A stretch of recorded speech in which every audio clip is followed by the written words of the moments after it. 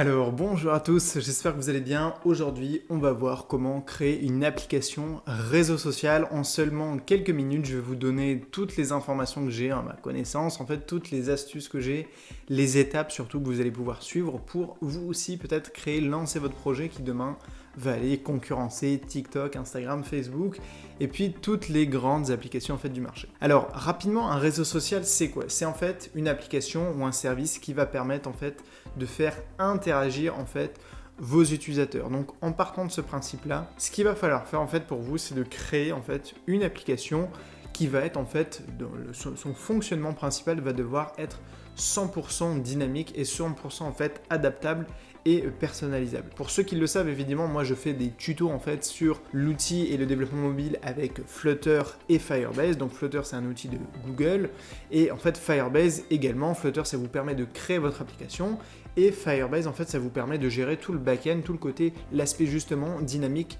de votre application. Et là dernièrement en fait j'ai lancé la formation en fait Flutter Academy qui vient vous permettre en fait de maîtriser vraiment pousser vraiment la maîtrise de ces deux outils là et notamment qui va vous permettre de créer ces fameuses applications un petit peu dynamiques et on parle évidemment de réseaux sociaux. Donc si vous avez un projet de réseau social, il faut bien comprendre que vous allez devoir maîtriser non seulement l'outil et le SDK en fait Flutter, mais également surtout un service en fait de cloud.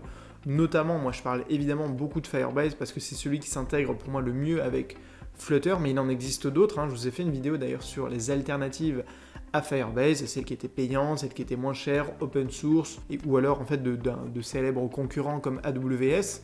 Dans cette vidéo, du coup, je vais vous donner toutes les étapes à suivre pour en fait commencer et à étape par étape créer en fait votre propre réseau social en utilisant Flutter du coup et également Firebase. Si vous êtes intéressé déjà pour aller un petit peu plus loin, pour en savoir plus justement sur tous les services de Flutter et de Firebase dont je vais vous parler, vous pouvez commencer le cours gratuit de la Flutter Academy. Dans la description, vous avez accès à déjà 1 heure de vidéo totalement gratuite. Alors, la première étape en fait pour créer un réseau social, la première étape, donc on va parler du cloud, des services de Firebase, mais c'est vraiment le pilier de toute application sociale, c'est l'authentification. C'est le service en fait le plus important que vous allez devoir utiliser en fait pour que tout simplement chaque utilisateur ait une expérience qui lui soit personnalisée. Ça, j'en parle beaucoup, notamment quand je fais des coachings en fait personnalisés, quand j'accompagne vraiment des entrepreneurs dans leur projet précisément d'application, je leur explique en fait comment, avec Firebase en fait, vous pouvez absolument tout personnalisé au niveau du contenu que vous allez afficher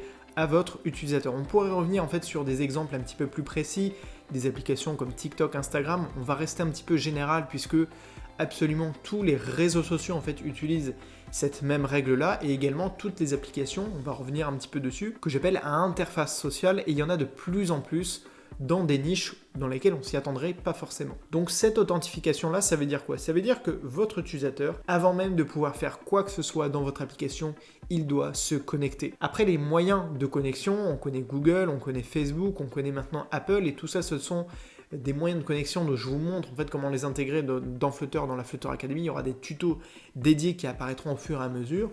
Mais en gros, c'est la partie un petit peu connexion. Il y a évidemment la connexion par email et mot de passe que l'on connaît tous et même la connexion également par numéro de téléphone qui est utilisé pour certaines applications, par exemple Uber Eats, c'est à chaque fois l'exemple auquel je pense. Vous pouvez vous connecter en fait avec votre numéro de téléphone, vous recevez un SMS avec un code, et bien ça, Firebase vous permet de le faire sans problème. Mais ce qu'il faut surtout retenir, c'est qu'en fait, à partir du moment où la personne se connecte, quand elle va revenir en fait dans l'application, elle sera à nouveau connectée donc, et surtout vous allez récupérer la chose la plus importante, et c'est ça que je vous apprends à maîtriser dans toutes les formations, dans tous les tutos, c'est l'identifiant en fait de l'utilisateur. Cet identifiant-là va être celui auquel tout va pouvoir lui correspondre. Ses informations personnelles, les sujets qui vont l'intéresser, les photos qu'il a publiées, le contenu qui va lui être associé, tout ça, vous allez pouvoir le rattacher en fait avec un identifiant du coup utilisateur. Et en fonction de cet identifiant-là, en fait, vous allez pouvoir lui envoyer toutes les informations ou en tout cas gérer tout le contenu qui lui est associé. Par exemple, je vous avais fait un tuto, ça c'était dans la Flutter Evolution, pour créer en fait un chat avec Flutter et Firebase. Et bien en fait, quand on crée un chat, en fait, envoyer des messages, c'est pas très compliqué, c'est un petit peu le principe de la to-do list. Vous avez une liste, puis vous envoyez des informations, vous ajoutez des éléments, des documents, on parle en fait avec Firestore, vous ajoutez en fait des documents à votre liste, à votre collection. Mais quand on parle d'informations qui sont réellement en fait personnalisées, on doit manipuler en fait l'identifiant de notre utilisateur. Et en fait, ce que vous allez pouvoir faire, c'est par exemple créer une collection que vous allez appeler la collection Users. Et ensuite, vous allez avoir pour chaque document de ces collections, vous allez reprendre l'identifiant de l'utilisateur comme identifiant du document. Donc là, ça paraît peut-être un peu technique pour ceux qui ne connaissent pas, qui ne maîtrisent pas encore Firebase, mais en gros, quand l'utilisateur est connecté, vous êtes capable de récupérer son identifiant. Et donc, vous allez être capable d'aller récupérer, par exemple, ces informations précisément dans la collection auquel vous allez récupérer son identifiant de document, en comparant l'identifiant du document et l'identifiant de l'utilisateur. Et donc vous allez pouvoir afficher par exemple son profil, sa photo, son pseudo, sa description, etc. Toutes les informations que vous allez stocker en fait dans vos bases de données. C'est également valable en fait pour le storage dans Firebase, puisque vous allez manipuler des adresses, des dossiers et des noms de fichiers, et bien là, vous pouvez également gérer en fait l'identifiant de votre utilisateur. Donc retenez généralement que le plus important, c'est de stocker, de manipuler l'authentification, et ça, Firebase vous permet de le faire. Je vous en reparle évidemment plus dans la Flutter Academy pour utiliser des outils comme Apple Login, comme Facebook Login, Google Login, etc. qui sont des tutos qui vont arriver en fait dans la formation, mais il y en a déjà d'autres que je vous ai déjà proposés, notamment dans la Flutter Révolution. Le deuxième point, du coup, comme on l'a dit, c'est de faire en sorte que tout dans votre application soit dynamique. C'est-à-dire que quand vous prenez un fil d'actualité YouTube, Facebook ou Instagram, vous n'allez pas avoir deux personnes qui vont avoir le même en fait fil d'actualité. Et comment est-ce qu'on fait pour créer en fait ce genre de fil d'actualité? Je vous en ai parlé en fait dans la vidéo précédente qui était vraiment dédiée au service de Firebase. Il y a un service phare vraiment de Firebase qui s'appelle les Cloud Functions. Les Cloud Functions, c'est quoi? C'est donc le cloud, c'est des fonctions que vous allez pouvoir exécuter dans le cloud, littéralement. En gros, c'est du code. On va notamment devoir coder en JavaScript. Ça, je vous montre comment le faire, il n'y a pas de problème, c'est pas très compliqué. Vous allez être capable en fait de coder des fonctions qui vont aller effectuer des opérations, peut-être dans votre base de données, dans votre base de stockage, dans votre base utilisateur également, et puis dans plein d'autres domaines, faire des requêtes HTTP, etc. Tout ça, c'est possible. Eh bien, vous allez pouvoir le faire et notamment exécuter du coup du code de manière totalement indépendante au fonctionnement en fait de votre application. Les exemples que je donne, c'est par exemple une fonction que vous allez exécuter peut-être toutes les 24 heures pour venir trier les posts les plus populaires. Évidemment, si vous imaginez que vous avez une collection avec tous les posts de tous les utilisateurs et que vous avez 1 million de posts, vous ne pouvez pas simplement aller parcourir cette liste et dire bon bah voilà, on va aller prendre les derniers puis on les affiche à l'utilisateur. Il faut un petit peu trier vos bases de données parce que sinon, si vous êtes Facebook, vous avez 1 milliard d'utilisateurs, vous ne pouvez pas tout manipuler, vous ne pouvez pas tout afficher directement à l'utilisateur. Il faut personnaliser, il faut faire du tri, et pour ça les Cloud Functions c'est l'outil idéal, et surtout c'est un outil qui est vraiment très accessible en fait pour nous quand on débute.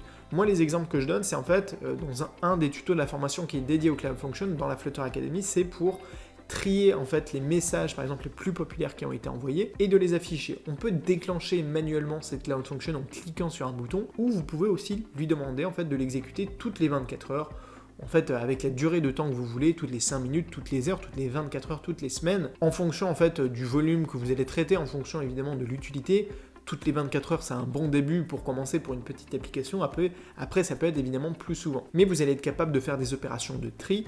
Vous allez être capable de créer vos propres algorithmes pour dire, eh bien, si la personne a peut-être aimé tel ou tel contenu, je vais lui proposer tel ou tel contenu. Et évidemment, l'autre intérêt des Cloud Functions qui est lié à un autre service de Firebase, c'est celui qui va vous permettre par exemple d'envoyer des notifications. On parle de notifications ciblées, mais par exemple quand un utilisateur envoie un message dans un chat, typiquement, on veut que un autre utilisateur ait une notification.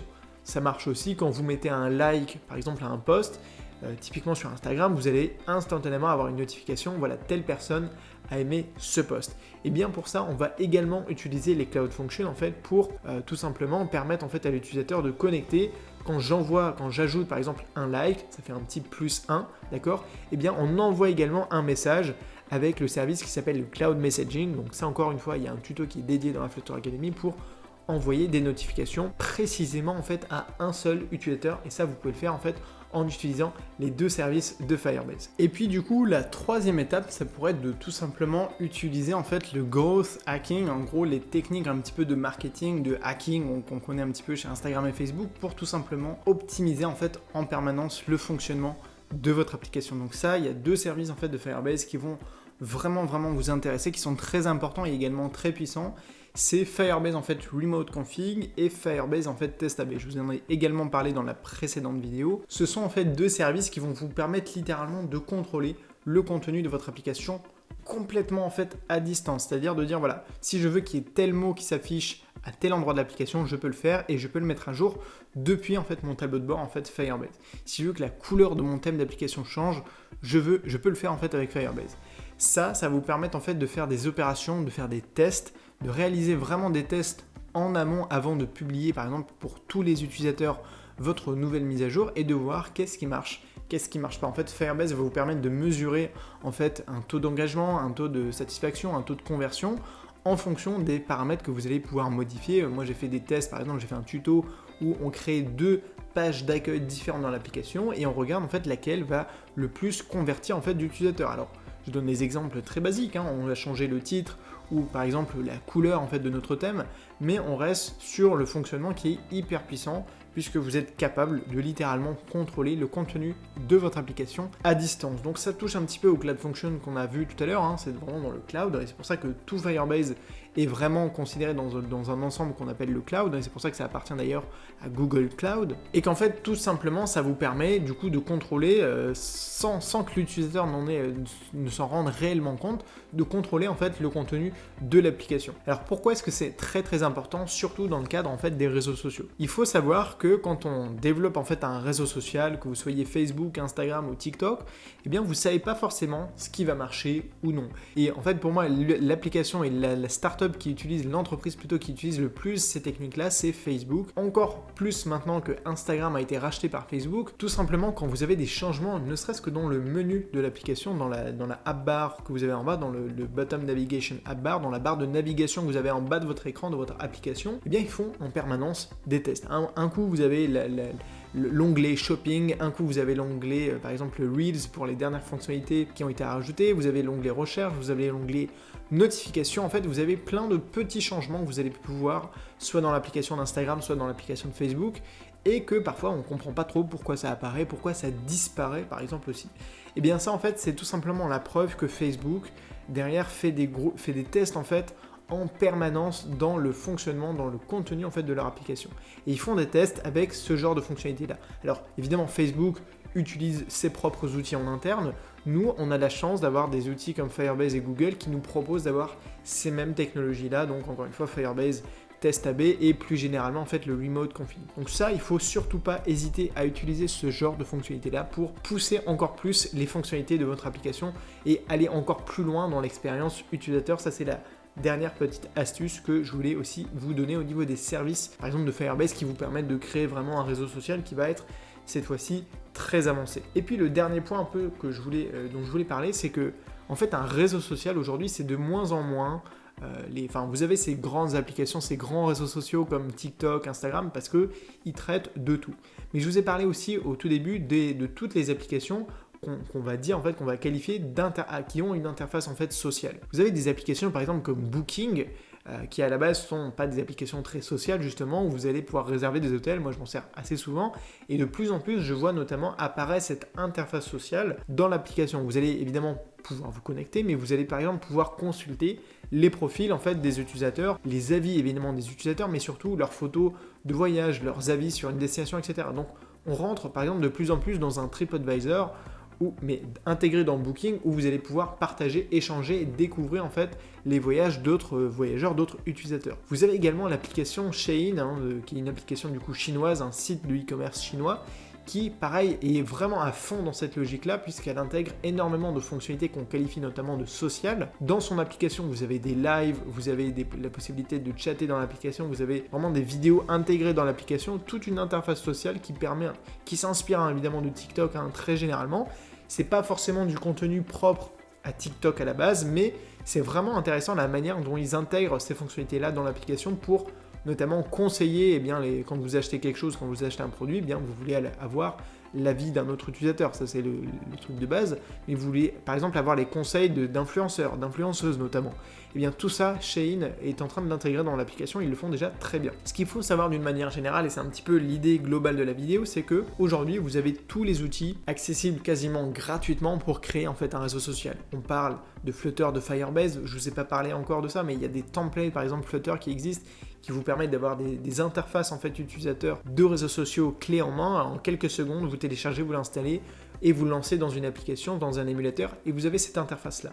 Vous avez des services comme Firebase qui vous permettent d'intégrer tous ces systèmes de cloud, les bases de données, l'authentification, on en a parlé, les cloud functions pour la gestion du back-end, la création d'algorithmes. Vous pouvez absolument tout faire avec Flutter et Firebase.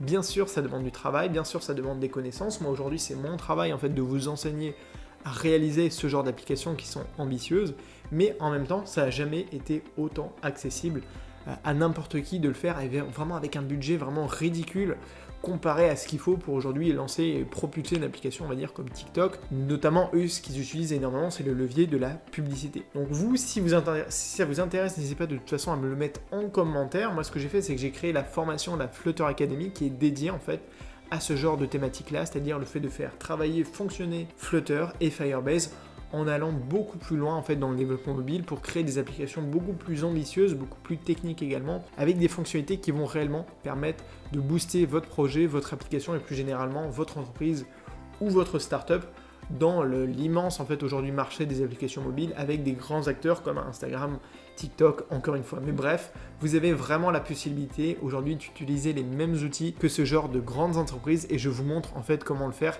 notamment dans la Flutter Academy avec tous les tutos qui sont dédiés à la fois uniquement à Flutter, aux animations, aux architectures, etc. et également à Firebase, aux Cloud Functions, aux notifications, à Google AdMob, aux tests AB. Tout ça, c'est des sujets qui vont être extrêmement intéressants et extrêmement utiles pour votre projet en fait d'application. Donc si vous intéresse, vous avez un lien dans la description pour commencer gratuitement cette formation. Vous avez également les tutos sur le blog.